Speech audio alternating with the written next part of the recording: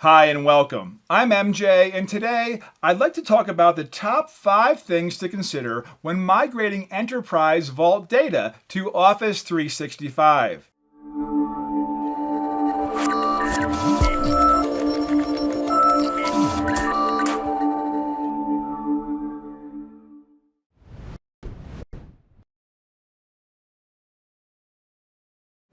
You probably already had thoughts about potential migration speeds, how to do reporting during the migration, and other EV data movement related things. Based on our experience, we encourage you to take a step back first.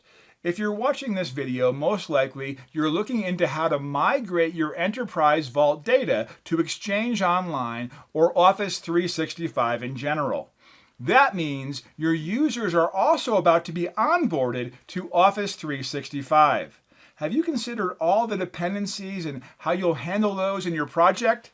Of course, there are obvious dependencies like I can't ingest data to an Office 365 archive mailbox that doesn't exist, but also more tricky ones. For example, having to change the archiving policy in EV a few days before the mailbox is moved to Office 365 to avoid potential data loss in certain EV configurations. I'd encourage you to try to understand how this process should look in your organization and how the migration of an archive can tie in. With hundreds of successful migration projects behind us, I can also tell you that despite best practices, each migration in each organization is different. Your chosen migration approach should be able to cope with the individual requirements of your organization.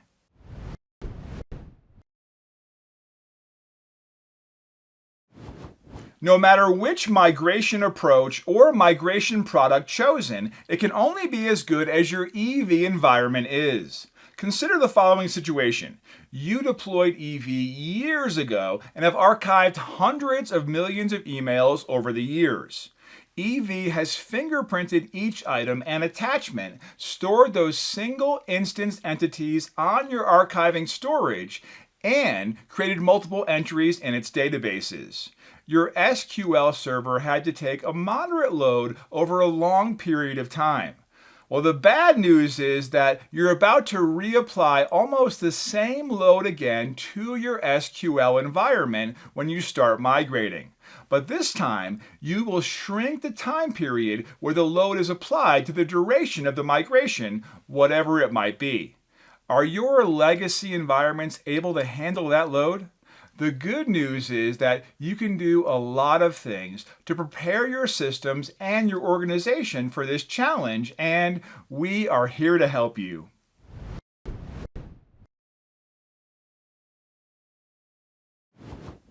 All the different vendors that offer migration applications use different architectures and delivery methods. Some vendors will require that you install migration servers and dedicated migration SQL servers in your data center, while others are suggesting you use Microsoft Azure to host and/or process the data.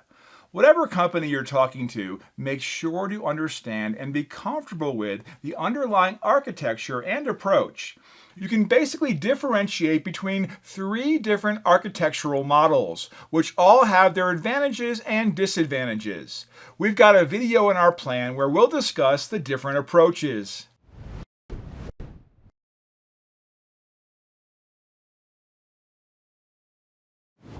Having seen in the last 15 years all kinds of customer environments, we know for a fact that every customer environment has its own challenges.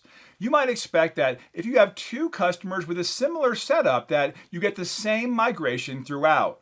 Unfortunately, this is not the case. What I'm trying to say is that it doesn't help you to know what your migration vendor's maximum speed was in one of their last projects because it might be completely different in your environment, even if you have a comparable setup.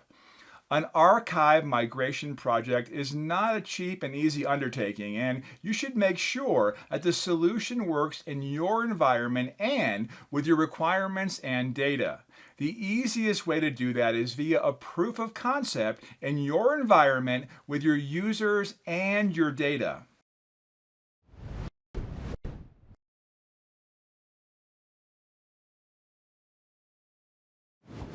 In many projects, unexpected things come up during the lifetime of the project.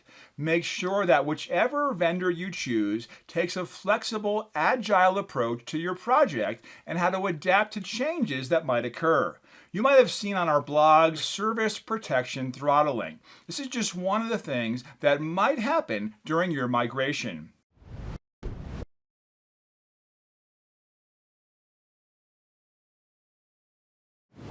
That just about covers things in this video. Let's do a quick recap. We've talked about taking a step back and reviewing project dependencies. We've said you need to brace for a high load on your environment in order to perform the migration quickly. We've said you should check how your migration project architecture is designed because this will affect how your migration scales, how agile it is to changes that might be required, and the vendor's approach to your project.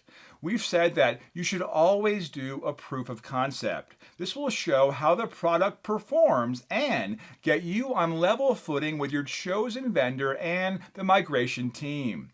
Finally, you should prepare for the unexpected things that might occur during your migration project. Thanks for your time. Check out our other resources on our website, cloudfission.com.